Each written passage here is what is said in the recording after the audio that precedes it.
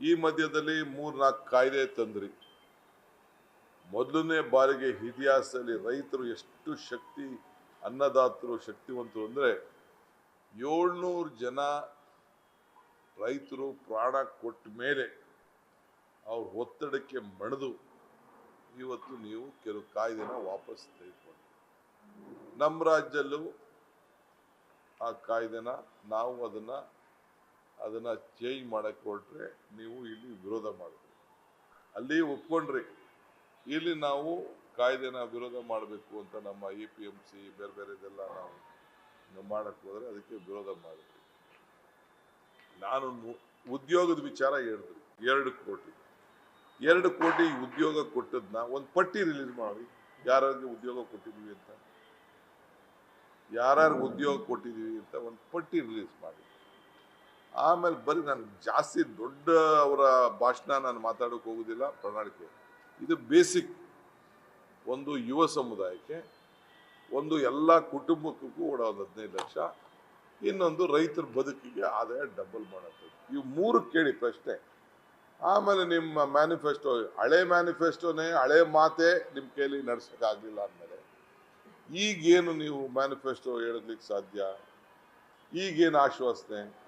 ನಿಮ್ಮ ಕೈಲಿ ಅಧಿಕಾರ ಇದ್ದಾಗೇನೆ ನೀವು ತರಕ್ಕಾಗಲಿಲ್ಲ, ಅಧಿಕಾರ ಇಲ್ಲದೆ ಹೋದಾಗ ಏನು ನೀವು ತರಕ್ಕೆ ಸಾಧ್ಯ? ಇದು 2ನೇದು.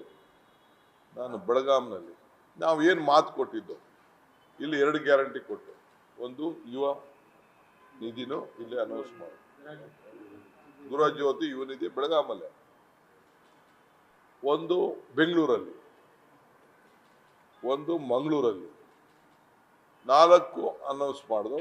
ಅನ್ನ ಭಾಗ್ಯ ಅದು ಮೊದಲಿಂದನೇ ಇತ್ತು ಅಂತ ಅದಕ್ಕೆ 10 kg ಮಾಡ್ದೆ 5 ಬಾಗಿ. ಆ 5 ನಾವು ಅನುಷ್ಠಾನಕ್ಕೆ ತಂದು ನಿಮ್ಮ ಮುಂದೆ ನಾನು ಕೂತಿದ್ದೇನೆ. 5 ಗ್ಯಾರಂಟಿಗಳನ್ನ ನಾನೇನು ಮಾತಾಡಿದ್ದೆ, ನಾನು ಸಿದ್ದರಾಮಯ್ಯನವರಿಬ್ರು ಸೇರಿ ಚೆಕ್ನ ಸೈನ್ ಹಾಕಿದ್ರು. ಪ್ರಿಯಾಂಕಾ ಗಾಂಧಿ ಅವರು ಹೇಳಿದ್ರು, ಅದಕ್ಕೆ ನಾವು ಬೇರೆ ಪಾರ್ಟಿ ಥರ ಮಾಡೋಕ್ಕಾಗಲ್ಲ, ನಮಗೆ ಬದ್ಧತೆ ಇರಬೇಕು ಅಂತ ಹೇಳಿದ್ರು. ಇಂದಿರಾ ಗಾಂಧಿಯವರ ಮೊಮ್ಮಗಳು ಪ್ರಿಯಾಂಕಾ ಗಾಂಧಿ ಅವರು. ಅದಕ್ಕೆ ನಾನು ಸಿದ್ದರಾಮಯ್ಯನವರಿಬ್ರು ಸೈನ್ ಹಾಕಿದ್ರು, ಗ್ಯಾರಂಟಿ ಚೆಕ್ಗೆ ಸೈನ್ ಹಾಕಿದ್ರು. ಸೈನ್ ಹಾಕಿ ಮನೆಗೂ ಕಾರ್ಡ್ ತಲುಪಿಸ್ತು. ಜನ ನಮ್ಮ ಮೇಲೆ ವಿಶ್ವಾಸ ಇಟ್ಟು ನಮ್ಗೆ ಓಟ್ ಕೊಟ್ಟರು. ನಿಮ್ಗೆ ಯಾಕೆ ಓಟ್ ಕೊಡ್ಬೇಕೀಗ?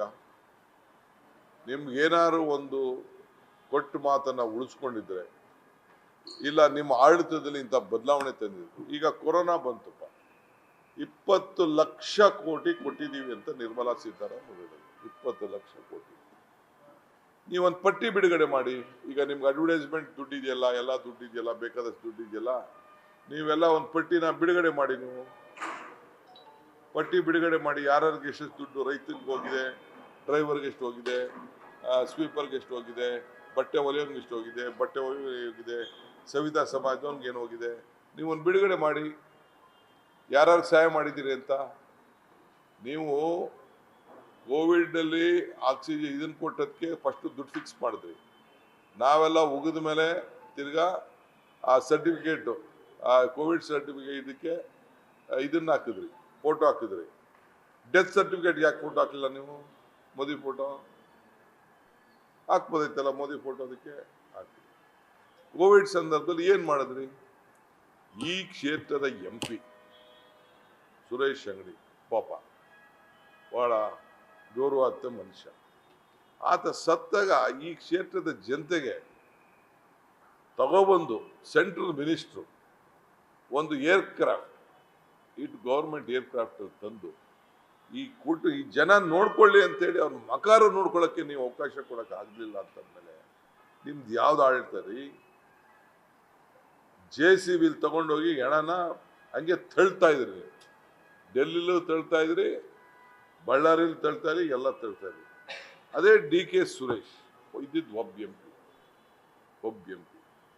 ಎಲ್ಲ ಕಡೆನೂ ಹೋಗಿ ತರಕಾರಿ ತೆಗ್ಸ್ತೋ, ಖರೀದಿ ಮಾಡಿಸ್ತೋ, ಎಲ್ಲ ಮಾಡಿ ಆತನೇ ಕೊನೆಗೆ ನೋಡ್ನಾರ್ದೆ ನಮ್ಮ ಕನಕಪುರದಲ್ಲಿ ಬೇರೆ ಕಡೆ ಎಲ್ಲ ನಿಂತ್ಕೊಂಡು ಮಣ್ಣು ಮಾಡತಂತ ಒಂದು ಇತಿಹಾಸ. ಏನಾಗೋದು, ಏನೋ ಹೆಚ್ಚು ಕಮ್ಮಿ ಆಗೋಯ್ತು ಅವ್ರಿಗೆ? ನಿಮ್ಗೆ ನಿಮ್ಮ ಜೊತೆಲಿದ್ದಂಥ ಸಂಪುಟದ ಸಹೋದ್ಯೋಗಿ ನಿಮ್ಮ MP ಬಗ್ಗೆನೆ ಆತನ ನೀವು ಮುಟ್ಲಿಲ್ಲ, ಆತನ ಕುಟುಂಬಕ್ಕೆ ಗೌರವ ಕೊಡಕ್ಕಾಗಲಿಲ್ಲ, ಅವನ ಮತದಾರರಿಗೆ ಗೌರವ ಕೊಡೋಕ್ಕಾಗಲಿಲ್ಲ ಅಂದರೆ ನಿಮ್ಮ ಸರ್ಕಾರ ಯಾಕೆ ಇರಬೇಕು? ನೀವು ಹೇಳಿ, ಯಾಕೆ ಈ ಸರ್ಕಾರಕ್ಕೆ ಏನು ಬೇಕು ಅಂತ. ನೀವು ಗ್ಯಾರಂಟಿ ನಮ್ಮನ್ನ ಟೀಕೆ ಮಾಡಿ, ಇನ್ನೊಂದು ಮಾಡಿ, ಏನು ಬೇಕಾದ್ರೂ ಮಾಡಿ. ನಾನು ಬೇಸಿಕ್ ನಮ್ಮ ಭಾವನೆ, ಯಾಕೆಂದ್ರೆ ನೀವು ಮಾತೆತ್ತಿರೋ ಭಾವನೆ ನಮ್ಮ ಈ ದೇಶದ ಆಸ್ತಿ, ನಮ್ಮ ಸಂಸ್ಕೃತಿ. ಹುಟ್ಟ ಮೇಲೆ ಎಲ್ಲರೂ ಸಾಯಲೇಬೇಕು. ನಾವ್ಯಾರೂ ಸಾಯದೆ ಇರ್ಲಿಕ್ಕೆ ಸಾಧ್ಯ ಇಲ್ಲ. ಸತ್ತಾಗ ಸರ್ಕಾರ ಒಬ್ಬ ಆರ್ಡಿನರಿ ಪಂಚಾಯತಿ ಮೆಂಬರೇ, ಒಬ್ಬ ಈ central minister, if you are not able to bring his body and give to the people of the Belgaum, to his hometown, to his place, to pay their last respect, why there should be a government? ಯಾಕೆ BJP ಅವರು ಮಾತಾಡಲಿಲ್ಲ? ಯಾಕೆ ಶೆಟ್ಟರಾವತ್ ಮಾತಾಡಲಿಲ್ಲ? ಬೀಗರು ಯಾಕೆ ಬೇರೆಯವ್ರು ಮಾತಾಡೋಕ್ಕಾಗಲಿಲ್ಲ? ನಿಮ್ಗೆ ಅಧಿಕಾರ ಮುಖ್ಯರೇ? ಏನಾಗಿತ್ತು ನಿಮ್ಮ ಬಾಯಿಗೆ? ಬೇರೆ ಎಂಪಿಗಳಿಗೆ 26 ಜನ ಎಂಪಿಗಳು ಗೆಲ್ಸಿದ್ರಲ್ಲ, ಯಾಕೆ ಧ್ವನಿ ಹೇಳಕ್ಕಾಗ್ಲಿಲ್ವಾ?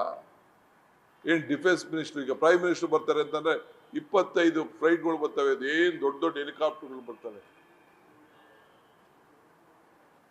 ತಂದು ಪ್ಯಾಕ್ ಮಾಡಿಬಿಟ್ಟು ಏನ್ ಅಂತದೇನಾಗೋಗಿತ್ತು?